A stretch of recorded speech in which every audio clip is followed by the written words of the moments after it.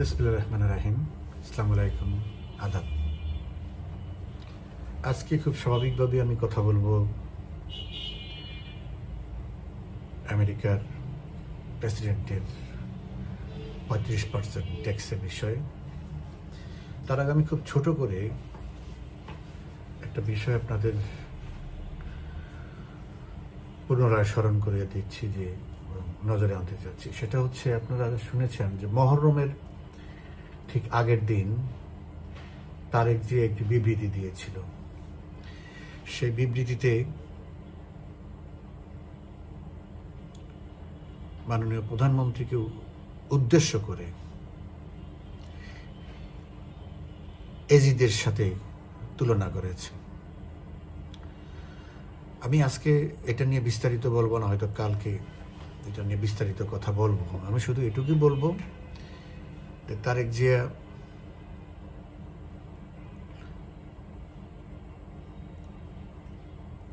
নিজের দিকে তাকায়নি আয়নায়, নিজের বাবার দিকে তাকায়নি, নিজের মায়ের দিকে তাকায়নি। এটাকে বলে অনেক সময় চালুনি বলে সই তোর পিছনে ছিদ্র, আর উপর দিকে থুতু দিলে নিজের গায়ে পড়ে। তো জেনারেল জিয়া, খালেদা জিয়া, তারেক কত বড় এজিদ, সেই বিষয়ে আমি বিস্তারিত কথা বলবো হয়তো আগামীকালকে। আজকে আর সেটা শুনেছে, কিন্তু তারেক জিয়ার এই ধরনের অবান্তর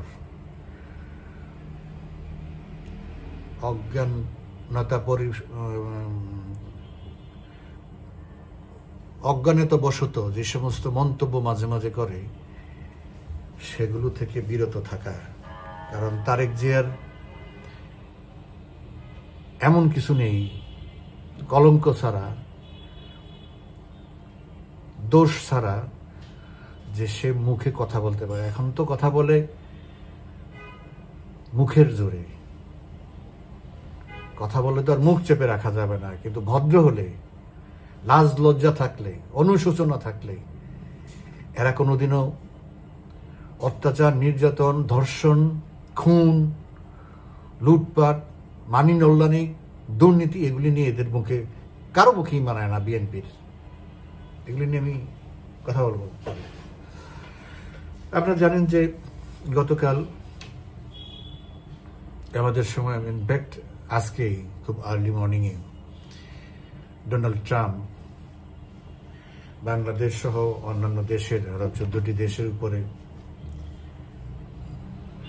35% অতিরিক্ত শুল্ক, আমি কিন্তু মেনশন করলাম অতিরিক্ত শুল্ক আরোপ করেছে। এটা অনেকটা প্রত্যাশিতই ছিল। আমাদের দেশের জন্য, আমাদের দেশের যে অর্থনীতি এবং যেই পরিমাণ বাণিজ্য ঘাটতি, তাতে এটা আসার কথা না। তাই আমি মনে করি এটা যতটা না অর্থনৈতিক, তার চেয়ে বেশি রাজনৈতিক।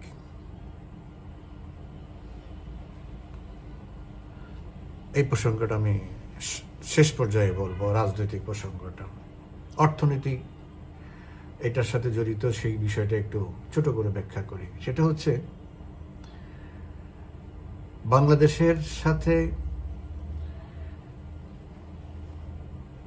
আমেরিকার বাণিজ্য ঘাটতি মাত্র $5 বিলিয়ন, সম্ভবত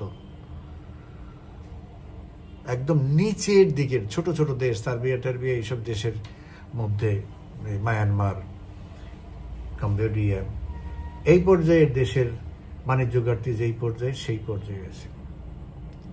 তো মায়ানমারের সাথে তো আমেরিকার কোনো ব্যবসা নেই, সেটা তো একটা স্যাংশন কান্ট্রি, তার সাথে তো কারো তাদের, এটা তো সিম্বলিক্যালি দেওয়া।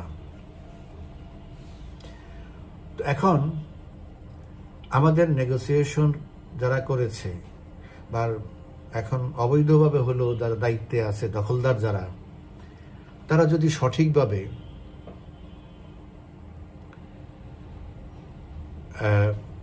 নেগোসিয়েশন করতে পারত, তাহলে এখানে একদম সফট যেটা ছিল আর কি, মানে অপশন, সেটা হলো 10%, এটার মধ্যে থেকে বেরিয়ে আসতে পারত। এখন কেন বেরিয়ে আসতে পারেনি সেটাও রাজনৈতিক প্রসঙ্গ, সেই প্রসঙ্গে আমি পরে আসছি। অর্থনৈতিক বিষয়টা, এখন গত এপ্রিলের 3 তারিখে এটা ঘোষণা করা হয়েছে। তখন 70টা দেশকে 3 মাসের জন্য সুযোগ দেওয়া হয়েছে আমেরিকার সাথে বোঝাপড়া করে একটা সেটেলমেন্টে আসার জন্য। তো আমরা তো জানি প্রথম দিন থেকেই ডক্টর ইউনূস বলে আসতেছে আমরা ট্রাম্প ডিল মেকার, আমরা ডিল করব। তো উনি ডিল করতে গিয়ে কি ডিল করেছে? যে সমস্ত উদ্যোগ নিয়েছেন আমাদের দেশের স্বার্থে বিরোধী, তারপরেও আমেরিকার কাছে সেই সব অফার বা প্রস্তাব গ্রহণযোগ্য হয়নি। যেমন গম কিনবে, তুলা কিনবে। গম তো জিটিজু সরকার টু সরকার কিনে, সেটা সে কিনতেই পারত, কিন্তু তুলা কিভাবে সরকার কিনবে? সয়াবিন কিভাবে সরকার কিনবে? সয়াবিন ওইটুকুই কিনতে পারবে যতটুকু টিসিবির জন্য প্রয়োজন। টিসিবি তো খুব সামান্য, less than 2% of the total consumption. তো সেই ক্ষেত্রে এই বেসরকারি কনজিউমার প্রোডাক্টগুলো সরকার কিভাবে বেশি দামে কিনবে? আমাকে যদি বলা হয়, আমি যদি ইম্পোর্টার হই, আমাকে যদি বলা হয় আপনি বা তুমি থেকে কেনো, আমেরিকার থেকে কেনো, তা আমি যেখানে একই মানের প্রোডাক্ট আমি আরেক দেশ থেকে আমি আরো অনেক কম দামে পাবো, অনেক কম সময়ে পাবো, আমি কেন সেই সুদূর সর্বশেষ প্রান্ত থেকে বেশি টাকা দিয়ে আমি আনতে যাব? সরকার আমাকে বাধ্য করবে, হুমকি দিবে, তা আমি তো ব্যবসায়ী ছেড়ে দিতে হবে। কারণ আমার যারা কম্পিটিটর আছে তারা তো সবাই সেখান থেকে আনবে না। তো এটা তো কোনো আইনগত না। তো আমি তো তখন কোর্টে যাব, কোর্ট থেকে আমি ডিসিশন নিয়ে আসবো, আদেশ নিয়ে আসবো যে না, আমাকে বাধ্য করা যাবে না। আমি আমার ব্যবসায়িক স্বার্থে আমি মানসম্পন্ন প্রোডাক্ট যেখান থেকে খুশি আমি সেখান থেকে আনার অধিকার, সাংবিধানিক অধিকার আমার আছে। সরকার আমাকে বাধ্য করতে পারে না। তো এইটা একটা ভুয়া চিন্তা থেকে আসছে, কথাগুলো বলছে।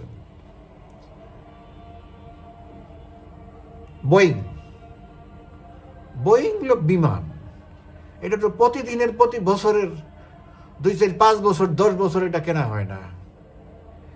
এইবার কিনলাম তো 10 বছর পরে যদি আবার প্রয়োজন হয় তখন কিনবো। তো এইটা তো ওয়ান টাইম আমি 10টা বোয়িং কিনলাম, তাতে আমেরিকার কি আসে যায়? বিষয়টা হলো রেগুলার বিজনেসের উপরে যে ট্যারিফগুলো আছে সেগুলো। তো এই যে চাইল্ডিশ প্রপোজাল, চাইল্ডিশ থিঙ্কিং, এগুলো বুদ্ধি দেয় কি? ইউনূসের তো এসব বুদ্ধি নাই। ইউনূসের বুদ্ধি হলো সুদের উপরে কিভাবে টাকা লাগাবে, সেটা আরো বেশি মানুষের কাছ থেকে কিভাবে নেবে, মানুষ টাকা নিতে বলে গরু ছাগল টিন কিভাবে খুলে নিয়ে আসবে, সেই সব ধান্দা, সেই সব বুদ্ধি আছে। কিভাবে সরকারি টাকা কিভাবে মেরে খাবে, কর্মচারীদের টাকা কিভাবে মেরে খাবে, ভুয়া কোম্পানি খুলে তারপরে সেইটার থেকে টাকা, বিভিন্ন দেশের থেকে টাকা এনে সেই টাকা কিভাবে মেরে খাবে, দেশ থেকে টাকা কিভাবে বিদেশে পাচার করবে, এগুলোর উপরে সেইগুলো এক্সপার্ট। কিন্তু রিয়েল বিজনেস যেটা, সহি বিজনেস যেটা, হালালি বিজনেস যেটা, এই দ্বারে কাছে তার ইউনূস নাই। তো এখানে কাকে এঙ্গেজ করছে? এঙ্গেজ করছে আরেক বাটপার, বদমাইশ খলিল। তো সেই হলো, তাকে পোস্ট দেওয়া হলো উপদেষ্টা, বানালো কি সিকিউরিটি অ্যাডভাইজার। তো তারে এখন দিছে বাণিজ্য বিষয়ক, অর্থনীতি বিষয়ক ডিল করার জন্য। দেশে কি মানুষের অভাব আছে? এইসব বিষয় বোঝার অভাব আছে? দেশের সবচেয়ে বেশি যে খাতটা এফেক্টেড হবে সেটা হলো গার্মেন্টস খাত। তো এই গার্মেন্টসের কোনো প্রতিনিধি ওই ডেলিগেশনে আছে? যারা যে ওয়াশিংটনে যায় বসে আছে আজকে 1 মাসের উপরে 28টা মিটিং করা হয়েছে। ট্রেড ডিভিশনের সাথে যারা নেগোসিয়েটর তাদের সাথে আমাদের দেশের প্রতিনিধিদের 28টা 28 meeting has been done. The net result is 0।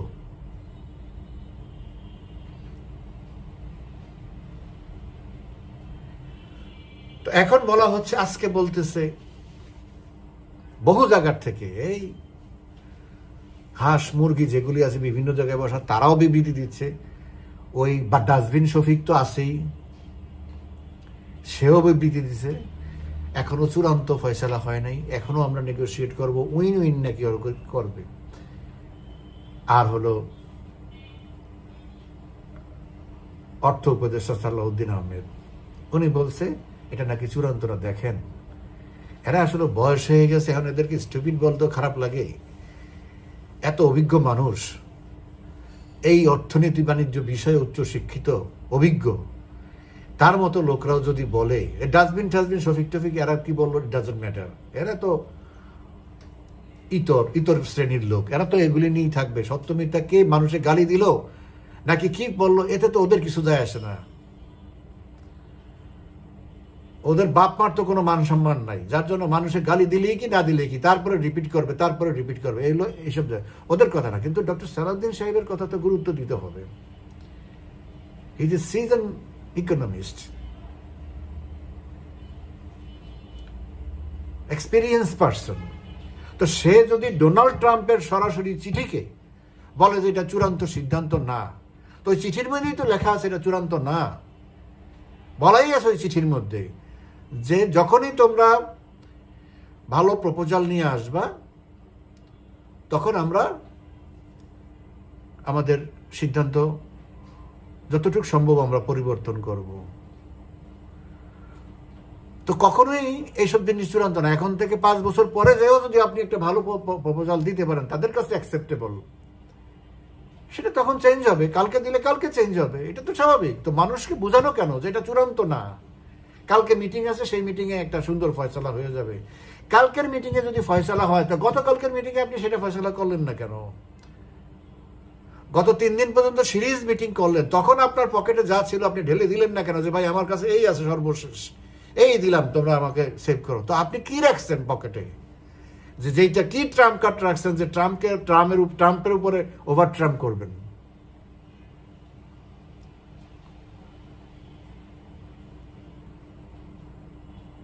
ট্রাম্পের চিঠির ব্যাপারে, চিঠিকে যদি আপনি অ্যানালাইসিস করতে যান, এটা তো প্রেসিডেন্টের চিঠি এবং বিশ্বের সবচেয়ে শক্তিমান প্রেসিডেন্টের চিঠি। ওখানে স্পষ্ট করে খুবই অবহেলা করা হয়েছে,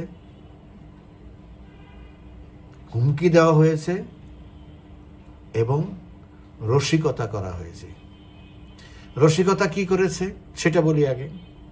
ওই চিঠির মধ্যে বলেছে, তোমাদেরকে একটা পথ দেখাচ্ছি আমি, তোমাদের ইন্ডাস্ট্রিগুলি তোমরা আমেরিকাতে এসা করো, তোমাদের কোনো শুল্ক দিতে হবে না। এর চেয়ে বড় রসিকতা, এর চেয়ে কষ্টকর রসিকতা আর কি হতে পারে? একটা দেশের প্রেসিডেন্ট বাংলাদেশের মতো দেশকে বলে তোমাদের দেশের ইন্ডাস্ট্রি আমেরিকাতে নিয়ে আসো। তো বাংলাদেশের গার্মেন্টস ফ্যাক্টরি আমেরিকাতে নিয়ে যাবো, টেক্সটাইল আমেরিকাতে নিয়ে যাবো? এটা সম্ভব? বাস্তবসম্মত? অন্য ইন্ডাস্ট্রি হতে পারে, হাইটেক ইন্ডাস্ট্রি হতে পারে, সেমিকন্ডাক্টর, অন্যান্য আরো অনেক বহু হাইটেক ইন্ডাস্ট্রি আছে, সেটা অন্য জিনিস। গার্মেন্টসের মতো একটা লেবার ওরিয়েন্টেড কি বলে ফ্যাক্টরি, সেটা যাবে আমেরিকাতে। আর আমেরিকা যেটা তৈরি করবে সেটা আমেরিকায় চলবে। আর চায়না যেটা তৈরি করবে সেটা কি করবে? ভিয়েতনাম যেটা তৈরি করবে, ইন্ডিয়া যেটা তৈরি করবে সেটা কি করবে? সেটা তো 10 ভাগের 1 ভাগ দাম হবে। এটা হলো একটা রসিকতা, খুবই পেইনফুল রসিকতা, পিটি। আর হুমকিটা দিয়েছে কি, যদি এটা নিয়ে চালাকি করতে চাও, কোনো কাউন্টার কিছু করতে চাও, তাইলে যা দেওয়া হয়েছে তার ডাবল ট্যাক্স বসাবো। এটা হলো হুমকি।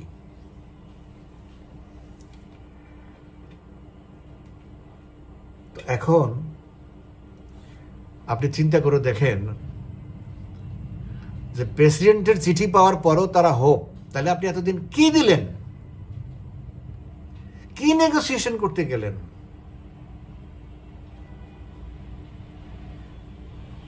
দেখি আমরা আগামীকালকে মিটিং আছে, তারপরে 20 দিন সময় আছে, এখনো 1 তারিখ থেকে এটা ইফেক্টিভ হবে।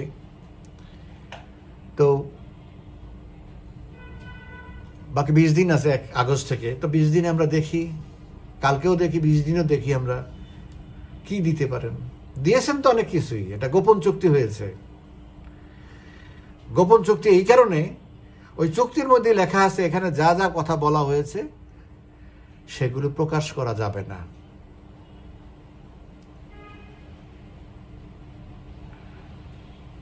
এই জন্যই যে গোপনে গোপনে ষড়যন্ত্র, এই জন্যই কোনো ব্যবসায়িক প্রতিনিধিকে, সাংগঠনিক ব্যবসায়ের সংগঠনের প্রতিনিধিদেরকে এখানে রাখা হয় নাই। যারা এক্সপার্ট, তারা বুঝাতে পারবে, এক্সপ্লেইন করতে পারবে কেন তোমাদের এটা, অন্তত এই সেক্টরগুলো বাদ দাও ট্যাক্সের থেকে। এটা তো শুধু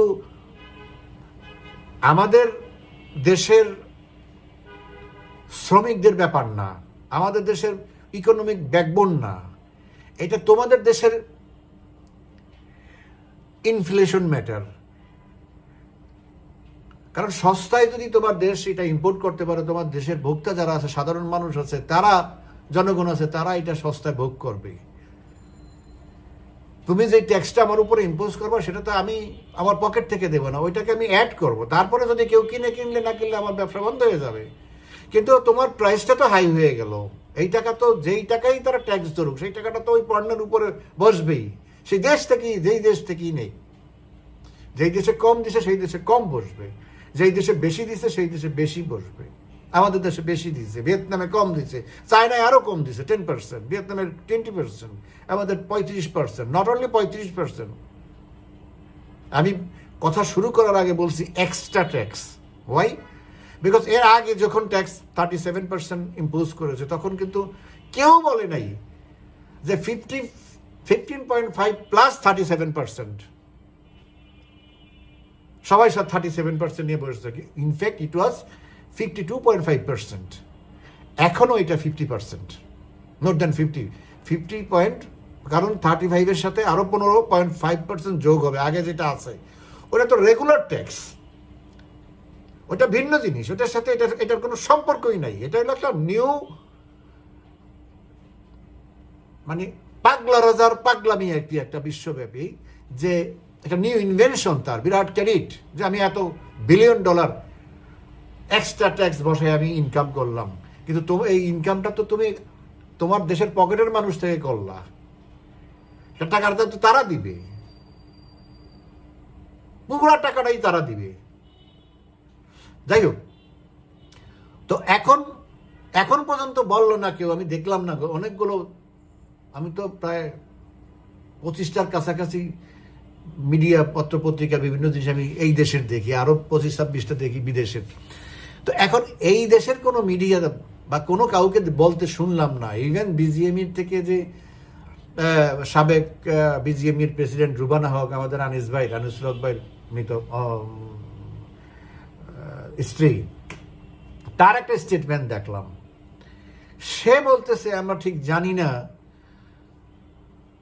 15% আগের আসে সেটার সাথে যোগ হবে কিনা, যদি হয় তাহলে তো এমনিতেই মৃত, আরো ভয়াবহ মৃত ভাবে, কুৎসিত ভাবে মরে যাব আমরা। তো ওনার তো এটা বোঝা উচিত ছিল যে এখানে সিচুয়েশনটা কি বা এখানে টার্মসটা কি। এটা হলো রেসিপ্রোকাল ট্যারিফ, মানে পারস্পরিক। তুমি আমার উপরে যেই ট্যারিফটা বসাইছো, যে ট্যাক্সটা নিচ্ছ, সেইটার উপরে আমি বেসিস করিয়া, এটা একটা কমপ্লেক্স একটা method.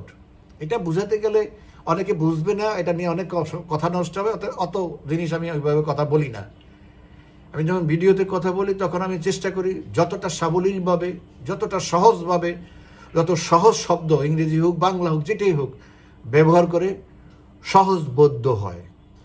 So this is a very complex, বিশ্বের বহু বড় বড় রয়টার্সের মতো সংবাদ সংস্থা বলছে this is a very complex and critical method. তারা যেইভাবে এই জিনিসটাকে তরছে, তো সোজা জিনিস ছিল রেসিপ্রোকাল ট্যারিফ। এটার সাথে আগের যে আছে ওটা ওই অবস্থায় থাকবে, এটা এক্সট্রা। সো এখন আমাদের শুল্ক কিন্তু 35% প্লাস 15.5%, মানে 50+। তো এই জিনিসটা আগে যে $10 দিয়ে একটা টি শার্ট কিনতো আমেরিকানরা, এখন সেটা কিনতে হবে $15। তো টাকাটা কে দিবে? এখন প্রশ্ন হচ্ছে আমাদের সমস্যা কেন? ভিয়েতনামকে দিয়েছে 20%, আমাদেরকে দিয়েছে 35%। তো যেখানে 15% কমে পাবে, ভিয়েতনাম তো আমাদের থেকে কোনো অংশে বেটার ছাড়া কম না, লেস না। কোয়ালিটি বলেন, প্রোডাক্টিভিটি বলেন, প্রাইসিংয়ে বলেন, আমাদের সাথে সবসময়। এই বছর ভিয়েতনাম সেকেন্ড ওয়ার্ল্ডের, পরের বছর তো আমরা সেকেন্ড। এইভাবে আমাদের সাথে একটা নেক টু নেক কন্টেস্ট চলতেছে, কম্পিটিশন চলতেছে। সেই জায়গায় তাদেরকে দিল 20%, চুক্তি শেষ, তাদের সাথে চুক্তি হয়ে গেছে। আর আমাদের দিল 35%। এখানেই তো আমরা মেটটা খেলাম।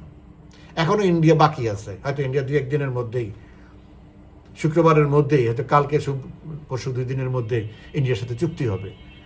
এখন যদি ইন্ডিয়ার যদি আগের যেটা ছিল 25% বা 26%, ওইটাও যদি রাখে, তাইলেও তো আমাদের থেকে 10% কম, তাইলেও তো আমরা ওখানে ম্যাচটা খেলাম।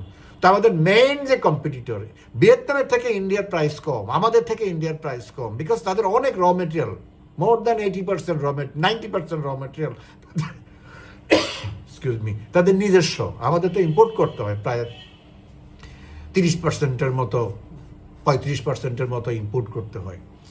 তো তাদের তো 10% ইম্পোর্ট করতে হয় না।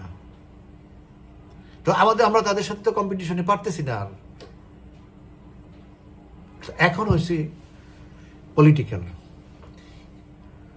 দেখেন, আমি সবসময় একটা কথা বলি, ইনিস তো টেকার কথা ছিল না, তো কিভাবে টিকলো?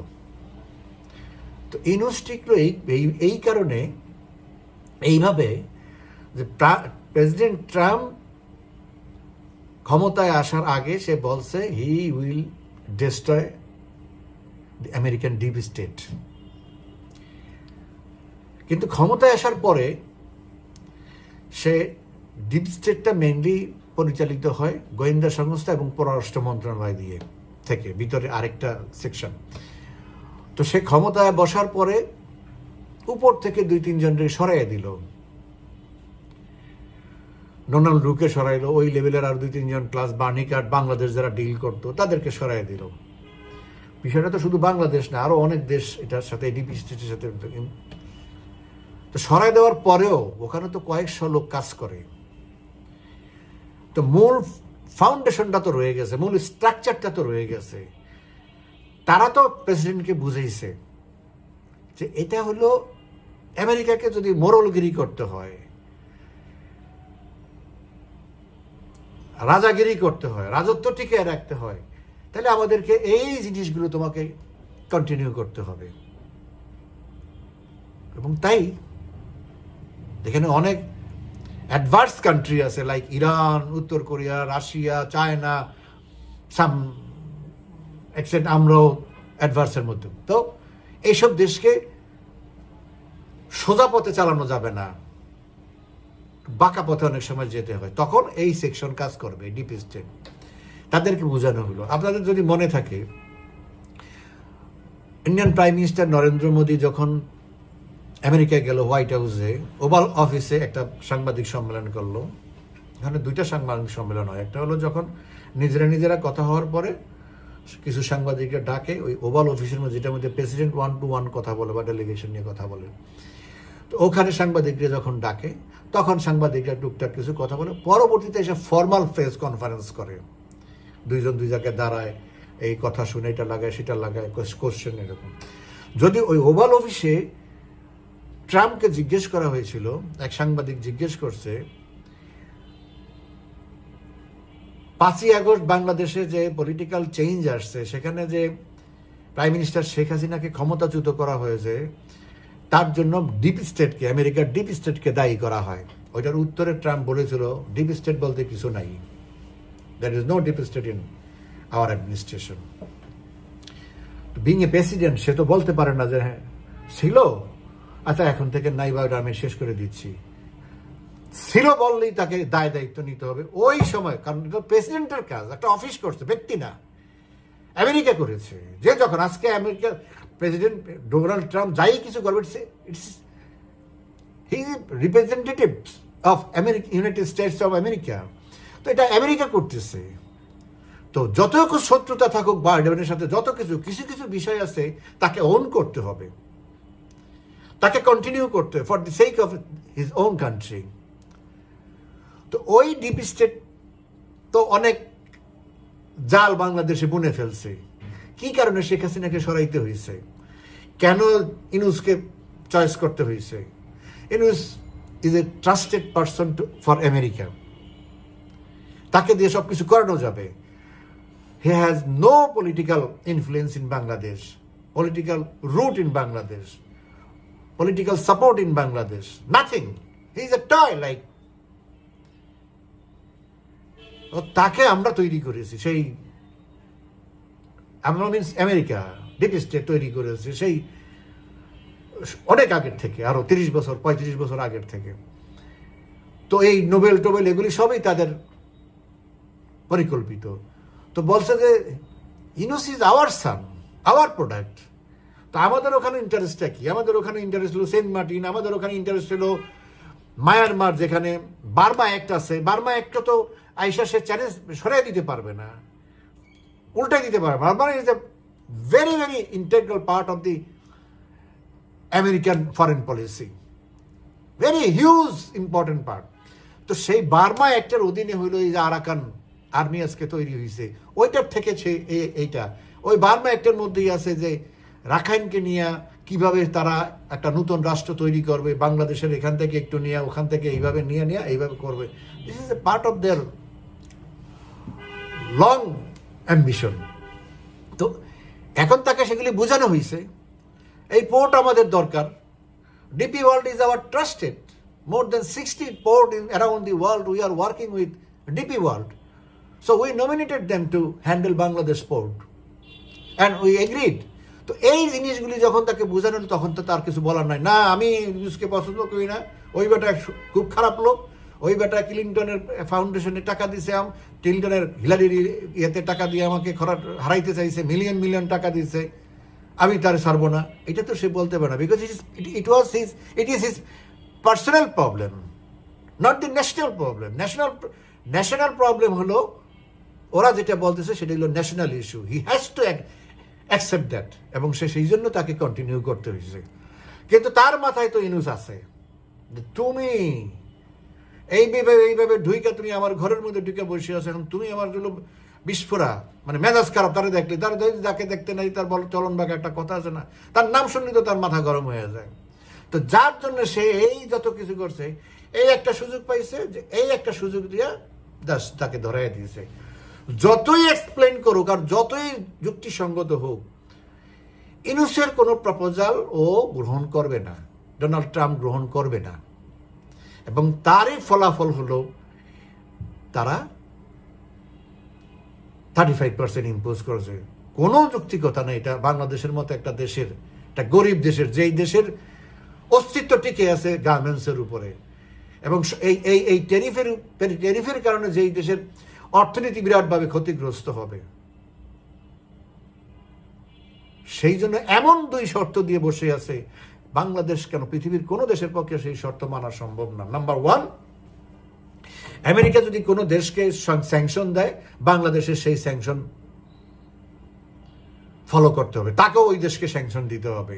আমেরিকা যদি কোনো দেশের পণ্য বর্জন করে, বাংলাদেশও সেই দেশ থেকে পণ্য আনতে পারবে না। ধরেন কথার কথা চীন থেকে একটা স্যাংশন দিয়ে বসে, ধরো তো সকাল বিকাল এক এক সময় করে,